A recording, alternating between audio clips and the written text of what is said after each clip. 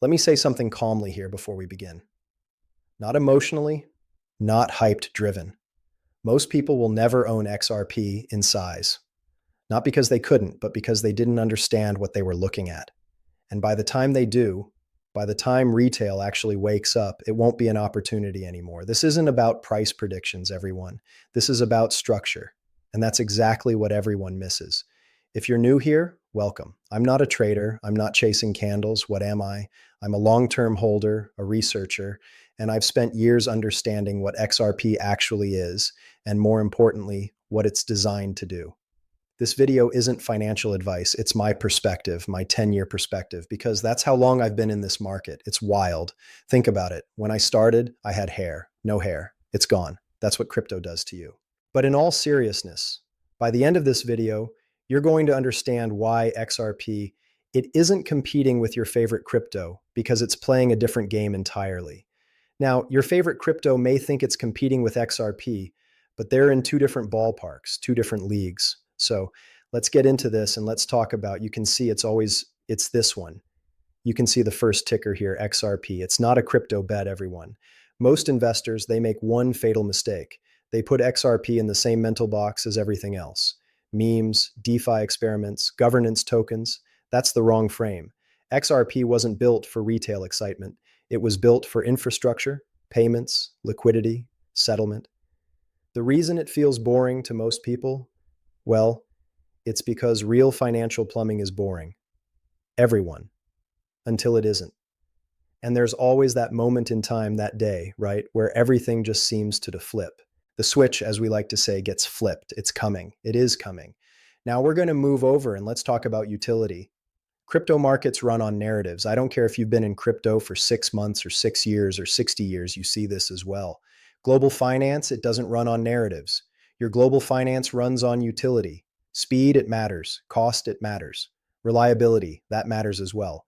XRP, what does it do? It settles in seconds. It costs fractions of a cent, and it scales without breaking. Bitcoin, remember when the Lightning Network came out and it were trying to send over $150 on the Lightning Network, and it was just getting lost into like this black hole. You can't reverse a transaction. You can't get your money back. It was just gone. And what did they do? They swept it under the rug. True story. Look it up. But everything we just went over about XRP and what it's designed to do, that's not exciting for Twitter. But you want to know who it's exciting for? Institutions. That's right. Institutions moving billions of dollars every day. And that's why most retail, they're going to miss it because they're looking for stories, narratives, something to give them that dopamine hit right then, right now on the spot. They're not looking for systems, which gets us over to all the customers, right? Not the crowds. Here's the simple rule that I live by. Follow who's actually using it, not the ones tweeting about it. You don't see Ripple out here every single day, or BlackRock CK, or Goldman Sachs, or Fidelity trying to get thousands of likes, right? They don't care about that. XRP isn't courting retail hype. It's targeting banks, your payment providers, liquidity hubs, entities that don't experiment publicly because they can't. They move quietly behind the scenes and they move late. But when they move big. Retail wants moonshots. Trust me, I do as well. Institutions, they want certainty.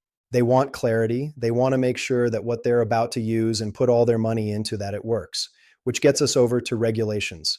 Regulations, not the enemy. Most crypto investors, they fear regulations, right? I don't. There's regulations. It doesn't kill real assets. I welcome it. Does Ripple welcome the SEC lawsuit? They're like, look, you want to go? We'll go fist to cuff right here, toe to toe. We're not afraid of you because we did nothing wrong. We know we've done nothing wrong. We've even met with you multiple times and you told us we did nothing wrong. That's why they clashed and they went at it, because Ripple knew they were in the right.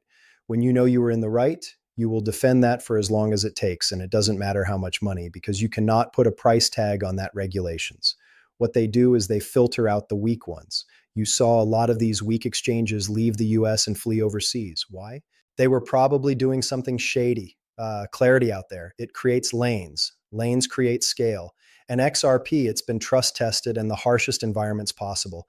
And what happened? Nothing. It survived. That's not a weakness. That's a moat. This is why I say this is the opportunity of a lifetime. Not because of a guaranteed outcome. Nothing in this world is guaranteed. But because of your risk-reward imbalance downside, it's known. Upside, it's structural. You do not need XRP to replace everything. You just need it to do what it was built to do, and that's move, settle, and have no issues, have no downside, right? That's what you need out of it. And when we talk about the speed here, and I might have got my tickers mixed up, institutions love XRP because of how fast it can move money around the world, how it doesn't need these dormant capitals just sitting there doing nothing, just idle capital. Swift has run this system for decades beyond decades. It never improved anything. I remember when I first got in and I was learning about Swift because I didn't know anything about how money moved around the world, nor did I care because I wasn't moving money around the world. But then I got into this and this was very interesting. And I saw the opportunity for a system to be upgraded, to be fixed, replaced, right? Everything always gets fixed or replaced. There is always going to be a better version. Look at your cell phone. You walk into Best Buy, you buy a new iPhone. As soon as you walk out the store, you see a new iPhone getting dropped. You buy XRP at $2. You think you got the best price possible. It drops even lower. You can relate this to your life.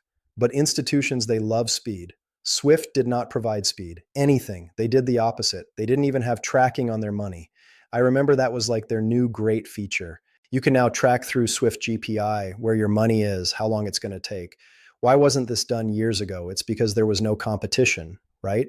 There was no competition. No one was forcing their hand to do anything.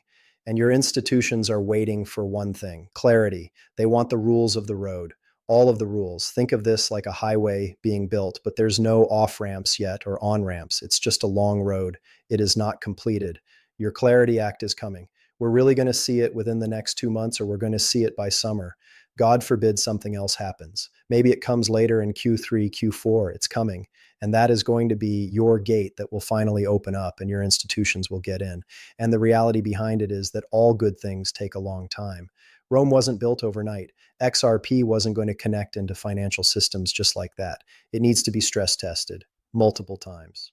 The old plumbing needs to be ripped out and new plumbing needs to be replaced, and they need to make sure there's no downtime to this. I got the down right. But they can't have disruption in their business flows, especially when we're talking about trillions of dollars moving, and they need to make sure that that money doesn't get lost. Because last thing you want Bank of Japan talking to JP Morgan being like, look, you lost the 5 million. Like, no, you lost the 5 million. They're not going to deal with that. And the timing for all this, I've said this before, I don't care about political views here. We're not here to talk politics. Everyone has their own view, just like some people like Apple, some like oranges. What I'm here to tell you is that everything is going to happen under Trump. When he leaves office, he wants to make sure your housing is the best housing market we have seen in years. He wants to make this sure the stock market is still ripping to the upside and that the American economy is booming. And he wants to make sure that he made his implant. I think implants is the word I'm looking for on crypto. I don't think it's implant. Well, you know what I'm trying to say. That he made his dent on crypto, that he made sure that the US was in the lead. We led the way, and that these other countries are coming to us. And he wants to make sure that we have these stockpiles of all these different assets. And that so you have Japan or Mexico or Thailand, whoever it may be, coming back to the US for guidance, and he will do that. So it all happens under him. We got 3 years left. Whether we see it happen in 2026, 2027, or 2028, or we just see these markets rip and the so-called super cycle we've been talking about happen over the next 3 years. What I do know is that it is happening under him. He will not leave office and have crypto in a bad spot. He will have the rules of the road, regulations passed. We will have these strategic stockpiles for the US and making sure that we are a step ahead of the rest of these countries out there because everyone is looking to get a piece of the pie. This is going to be a race between all these countries and institutions to see who can acquire the most of these assets. Which ones are the winners? Well, we can take a guess. We know a couple of them. It's going to be Bitcoin, Ethereum, Solana, and XRP for sure. Is that going to be all of them? 100% no. There's going to be dozens that will be into these baskets. Some will have a lot more than others, but they know what they're doing. They see who's building and who they're working with. I hope this opened your eyes.